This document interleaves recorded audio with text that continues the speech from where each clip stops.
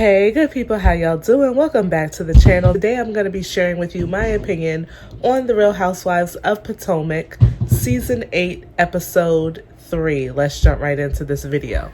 We're still at Ashley's homewarming party. She just revealed to Wendy that she sat down and spoke with Necka, and pretty much Ashley is implying that Necka's been talking mess about Wendy behind her back in regards to this whole blog that was written, mind you, in 2020. So my question is, why are we talking about this right now? But my point is, it's such a long time ago. Why is this even something that we're bringing up? Because it's Ashley, and she's the only person who could manage to bring two people, Wendy and Necka, who should have almost everything in common with each other, together, and totally cause them to be enemies of one another. It's just crazy to me how she's once again done what Ashley does and has concocted lies to turn people against each other. Wendy later on says in the episode to Mia that Mia is a little slow, which I didn't really appreciate. Smart as Wendy is,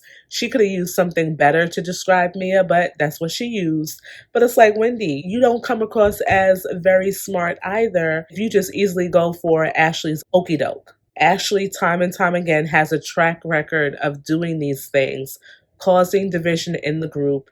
You 100% don't even trust her. So why would you believe what she said Necka said about you? And then why wouldn't you confront Necka right then and there? You're already at the party. I just didn't understand it. While Wendy and Ashley are talking, the rest of the ladies are at the table, and Robin brings up the whole situation with Juan, and she kind of throws Giselle under the bus a little bit. And I told y'all in last week's episode, I felt like there was some trouble brewing between Robin and Giselle, and Juan is that trouble. Robin kind of says that Giselle's whole take on it is that Juan should not be out in public with his friend. Even if it is his friend, he should not be out in public with someone knowing all of the pushback that Robin is going to get.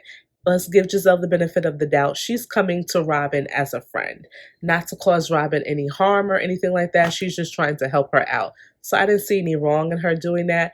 But I was just like, Robin, why are you bringing this up right now? And that was all based upon Mia asking the question of how could she be a good friend and support Robin through this situation. Giselle defends herself, and then she mentions, and then to kind of deflect from everything, she does say, well, Karen, you said you were going to apologize to Robin.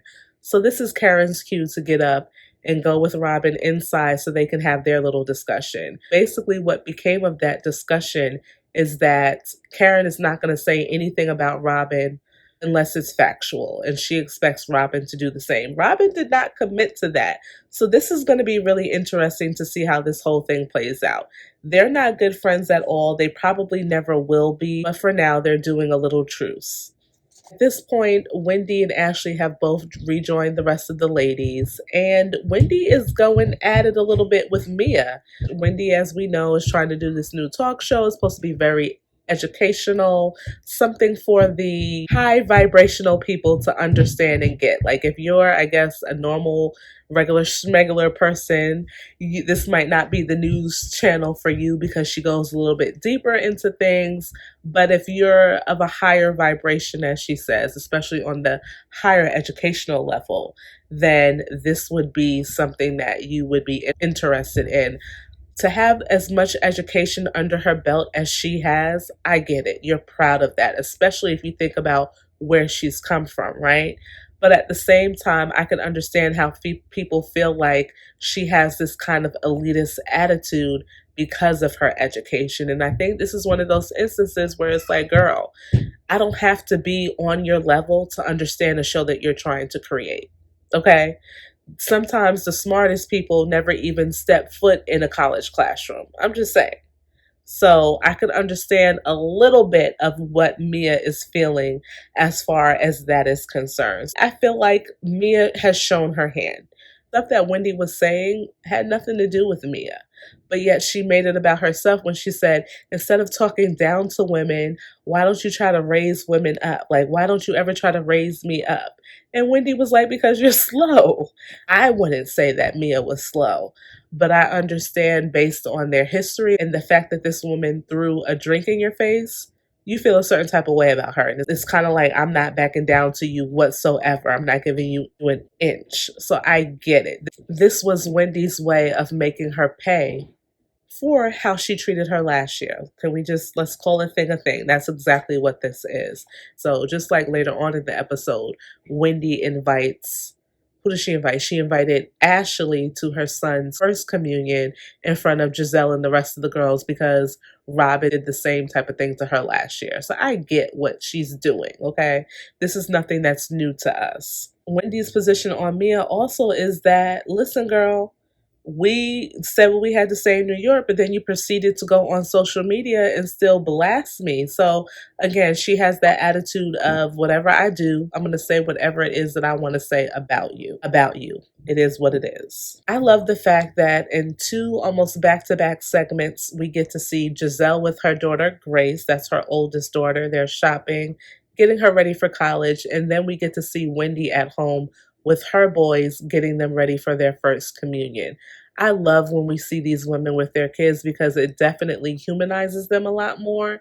And, you know, it's really one of the only times where Giselle is honestly likable to me. I'm just saying, okay? I'm just saying. And I love the fact that Eddie, Wendy's husband, is always promoting the Happy Eddie clothing that he has. I love that. Karen and Mia meet up. Of course, Mia now lives in the penthouse. I was surprised to see that Mia actually lives in Baltimore, Maryland. I wonder how many of these women live outside of Potomac. I don't think any of them really live in Potomac. I think maybe Necka, who's new to the show. Aside from everybody else, I'm not sure. I don't think so. Sharice might also live in Potomac. If you guys know, drop a comment down below. I'm curious.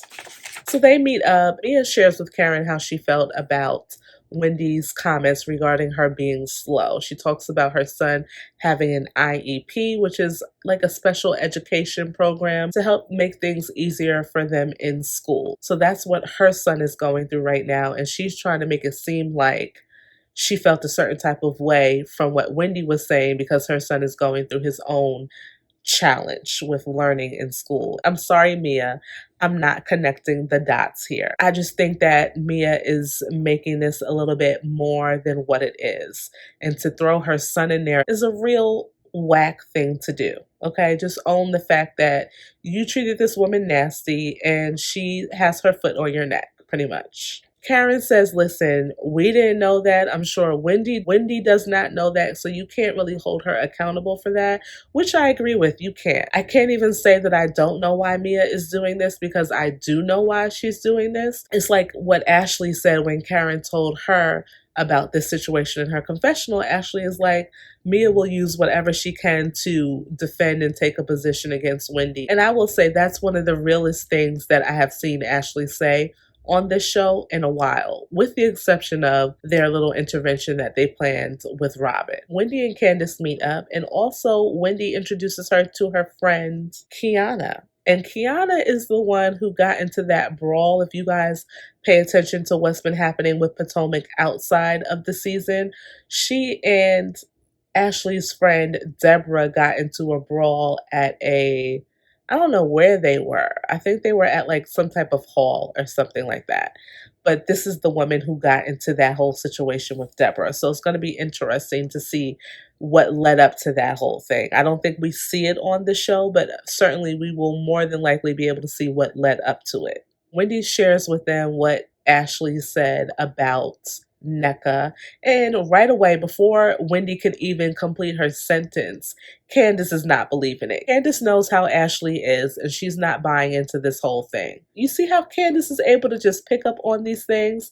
I just don't understand why Wendy can't do the same. Girl, why are you not on the same page as Candace? Did Ashley say that Necka said X, Y, and Z? And then in her confessional, she's like, Ashley is messy. I don't trust anything she has to say. Like, she goes in on Ashley because she knows how Ashley is, like we all do. Karen and Ashley meet up, and the big thing that happened during this scene is the fact that Ashley acknowledges that she embellished her conversation with Wendy about what she and Necka discussed. As soon as you realize that you had the thing misconstrued, which we know is BS, because she knew exactly what she was doing. But if you say that this is what it was, then why wouldn't you call Wendy and clear it up right away?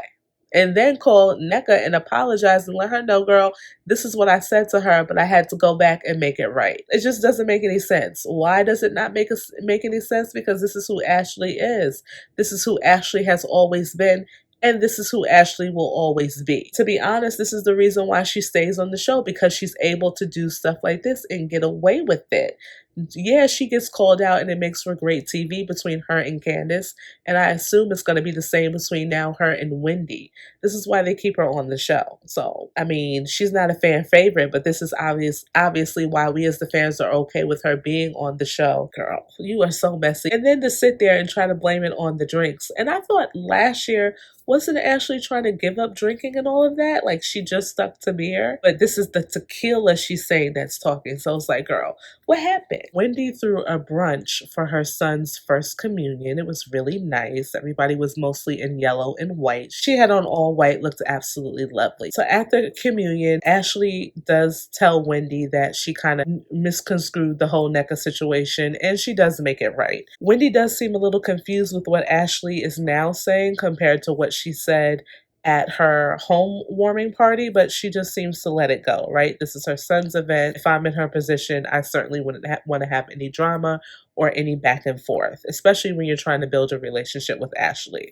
I'm sure she'll figure everything out. Candace is over there looking like, girl, I told you so. I told you this was going to happen.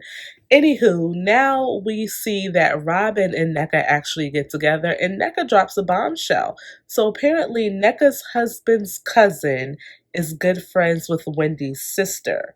And Wendy's sister called his cousin and was telling her, listen, Wendy is not happy because Necka is using Wendy's name as an entryway to this group. According to the cousin, the gist of Necka from Wendy's side of things is that she's a clout chaser, she's trying to name drop and all this other stuff. And what I find interesting about the story is this all took place before Ashley's home warming party. Necka says that she thought she would feel some type of aggression when she and Wendy saw each other, when it was nothing like that. And Robin is sitting there shocked. She can't believe all of this because Robin felt like if you guys knew each other before, why were y'all acting like y'all had just met each other? And that's when Necka decided to tell her all of this. Necka then goes a step further and says Wendy's mom contacted her husband's cousin and told her, I've prayed with you before, right? The cousin is like, yes. Have I ever prayed against you? This is Wendy's mom asking the cousin. The cousin is like, well, no. And so the mom is allegedly trying to make it seem like she has a shrine and she's praying against Necka. So Necka's like, she's put a hex on me. So here goes Robin. Well, she must have put a hex on me too, because after the year that I'm having, girl, didn't nobody put nothing on you. Put it on yourself. You knew who you married. Why is Robin trying to play in our face? Let that man cheat in peace. Okay, let's leave that situation alone. So while all of this is going on, they flash back to Wendy's gathering and her mom is praying, and it just like the producers are trying to produce it like this might make some sense. I don't want to play around with that type of stuff, but it was really interesting to see how they produced this whole situation. That was the end of the episode. Drop some comments down below and let me know what you thought about this week's episode, and I will see you in my next one. Bye-bye.